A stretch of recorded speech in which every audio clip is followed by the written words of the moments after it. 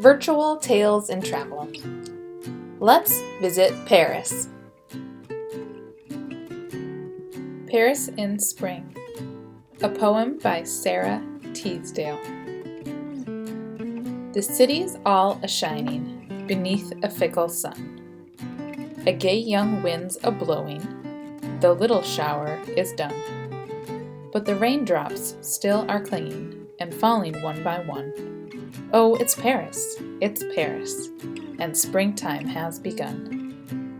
I know the Bois is twinkling in a sort of hazy sheen, and down the Champs, the gray old arch stands cold and still between. But the walk is flecked with sunlight, where the great acacias lean. Oh, it's Paris, and the leaves are growing green.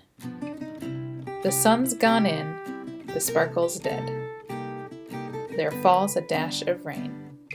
But who would care when such an air comes blowing up the Seine? And still Ninette sits sewing beside her window pane. When it's Paris, and springtime's come again. Hello, my name is Amanda Bruskowitz, Reference Assistant at the Middleton Public Library. I am happy that you are joining me on this Tales and Travel adventure. The Tales and Travel program was developed in 2008 by Mary Beth Reidner, a retired librarian. There are two ways to use this program. You can just listen and follow along as I read the narrative throughout this video, or you or your partner can turn down the volume and pause the video so you can read the narrative out loud for yourself. You might also want to talk to your partner about what you are seeing, or about any memories that come to mind. Let's start our trip. Paris is the capital city of France. It is located in the northern half of the country along the banks of the Seine River. Paris is an ancient and beautiful city. It is also very large. Over 2 million people live here. There is no better place to start our tour of Paris than the Ile de la Cité, where the city itself began. This small island in the Seine was settled around 250 BC by a Celtic tribe called the Parisii. Over the next 1,100 years, it was controlled by the Romans, the Germanic Franks, and Viking Norsemen. In 1163, the cornerstone for Notre Dame Cathedral was laid, but it was not until 1345, 182 years later, that the church was dedicated. Notre Dame is widely considered to be one of the finest examples of French Gothic architecture. It was one of the first buildings in the world to use flying buttresses as a means of supporting exterior walls.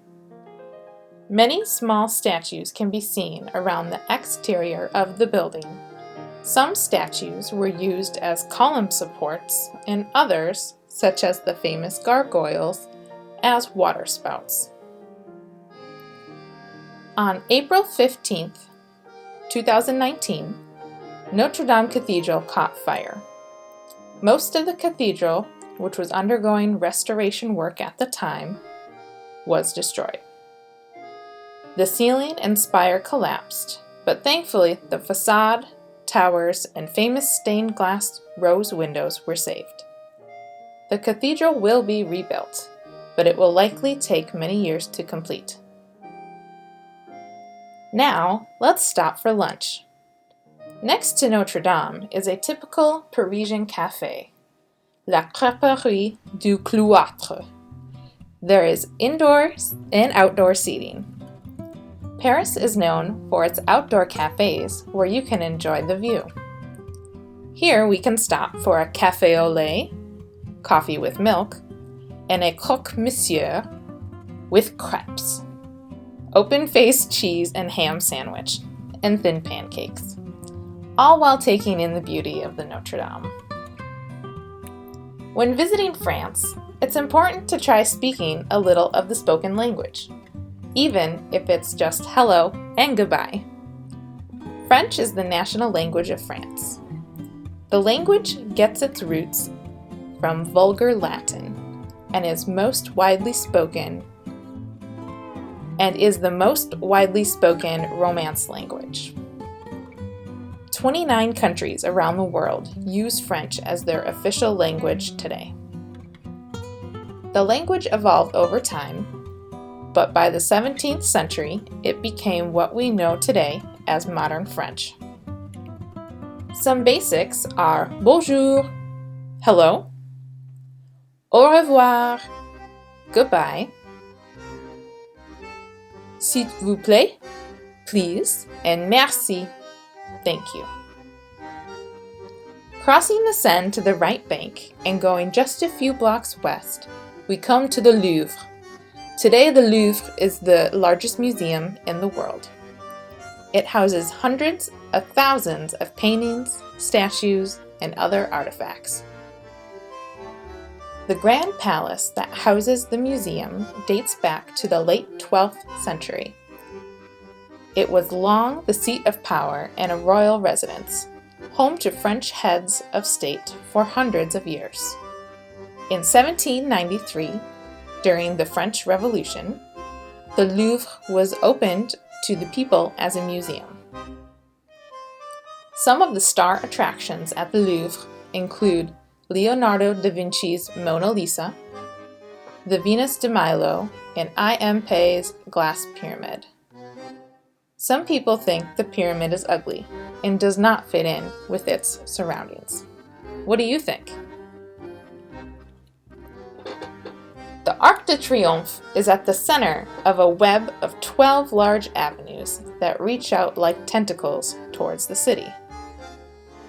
Napoleon conceived the Arc de Triomphe as a symbol of his military might when his armies conquered Europe. There is so much traffic here. Be careful crossing the street. The Arc was finished in 1836 and includes an internal staircase that leads to a terrace, providing superb views of the city. After World War I, a tomb of the unknown soldier was added, and a memorial flame there is rekindled every evening. Well, we have one more stop on our tour of Paris.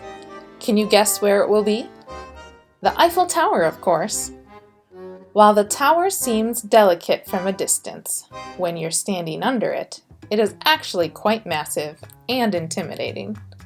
The tower was built in 1889 for the Paris World's Fair. It did not have a functional purpose and was originally meant to be dismantled after the fair. But it proved so popular, it was decided that they would keep the tower. The Eiffel Tower is named after Gustave Eiffel.